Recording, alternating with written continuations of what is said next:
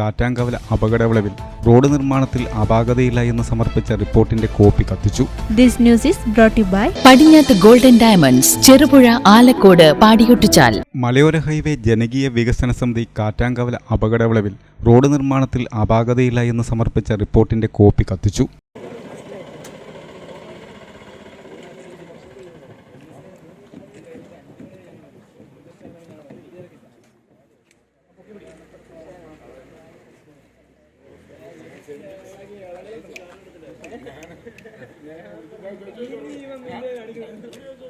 കുറേ കാലങ്ങളായിട്ട്, അതായത് ഈ റോഡ് വികസിച്ചതിന് ശേഷം 11-12 അപകടങ്ങൾ ഈ ഭാഗത്ത് നടക്കേണ്ടായി.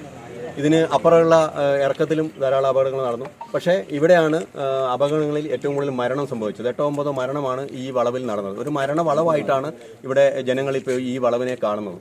ഈ 3 വർഷമായിട്ട് ഞങ്ങൾ മലയോര മേഖല ജനകീയ വികസന സമിതിയുടെ ഭാഗമായിട്ട് ഈ റോഡിന്റെ മുകളിൽ കാറ്റാങ്കവലയും മരുതോം തട്ടിലൊക്കെയുള്ള വനം മേഖലയിൽ കോൺക്രീറ്റ് ചെയ്യുന്ന അടക്കമുള്ള പ്രവൃത്തികൾ ഈ വികസന സമിതിയാണ് കിഫി അടക്കമുള്ള ആളുകളെ അതിൽ വേണ്ട കോർഡിനേഷൻ കൊടുത്തിട്ട് അത് നിർബന്ധപൂർവ്വം അവരെ കൊണ്ട് അത് ചെയ്യിച്ചത്. സംഭവം 10-30 കിലോമീറ്റർ 126 കോടി രൂപ ചെലവാക്കി ഈ മലയോര മേഖല ജനങ്ങളുടെ നികുതി പണമെടുത്ത് വലിയ ഒരു റോഡായി പ്രതീക്ഷയോടുകൂടി ജനങ്ങൾ കാത്തുന്ന റോഡായി വരുമെന്നുള്ള പ്രതീക്ഷയെല്ലാം അസ്ഥാനത്താക്കിക്കൊണ്ടാണ് ഇപ്പോൾ ഈ റോഡ് ജനങ്ങൾക്ക് ഭീതി പരത്തുന്ന ഒരു റോഡായി മാറിയത്. Kerala Infrastructure Investment Fund Board Executive Director KP പുരുഷോത്തമനാണ് റിപ്പോർട്ട് തയ്യാറാക്കിയത്.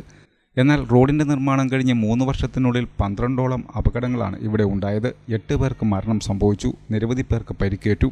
എന്നാൽ ഇതൊന്നും അധികൃതരുടെ കണ്ണു തുറപ്പിക്കുന്നില്ല. മലയോര ഹൈവേയിൽ വനമേഖലയിൽ ഇനിയും പണികൾ തുടങ്ങിയിട്ടില്ല. ഇതിനൊക്കെ പരിഹാരം വേണമെന്നാണ് ആവശ്യം ഉയരുന്നത്. ആംബുലൻസ് ഡ്രൈവർമാർ നടത്തിയ പ്രതിഷേധ മനുഷ്യച്ചങ്ങലയിൽ മലയോര ഹൈവേ ജനകീയ വികസന സമിതി പ്രവർത്തകരും പങ്കാളികളായി. ജോയിന്റ് കൺവീനർ സുരേഷ് പുലിക്കോടൻ, ജെന്നി തയ്യിൽ, ഷിനോജ് ഇളന്തുരുത്തിൽ, ബിനോയ് വള്ളോപ്പള്ളി, ജെയ്സൺ മറ്റപ്പള്ളി, അന്നമ്മ മാത്യു, ജോജി പുല്ലാഞ്ചേരി എന്നിവർ നേതൃത്വം നൽകി. സർക്കാർ ഉദ്യോഗസ്ഥന്മാരുടെ, അതായത് ഈ റോഡിന്റെ എഞ്ചിനീയറിംഗിലുള്ള പിഴവാണ്. ഈ പിഴവ് മലയോര വികസന സമിതി നിരവധി തവണ ചൂണ്ടിക്കാണിച്ചതാണ്.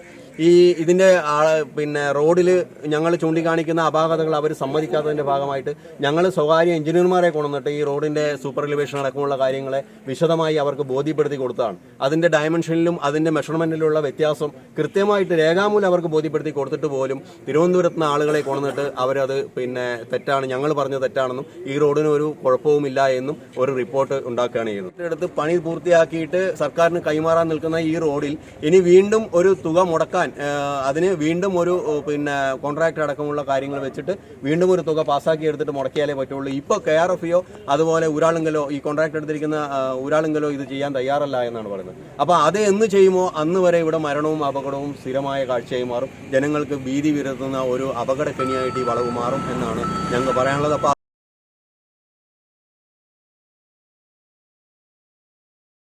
നിങ്ങൾ സ്വർണ്ണാഭരണങ്ങൾ വാങ്ങുമ്പോൾ വഞ്ചിതരാകാതിരിക്കാൻ ജാഗ്രത പാലിക്കുക. 2023 ഏപ്രിൽ 1 മുതൽ സ്വർണ്ണ പരിശുദ്ധി ഉറപ്പുവരുത്തുന്നതിന് കേന്ദ്ര ഗവൺമെന്റ് ആഭരണങ്ങളിൽ HUID നിർബന്ധമാക്കിയിരിക്കുന്നു.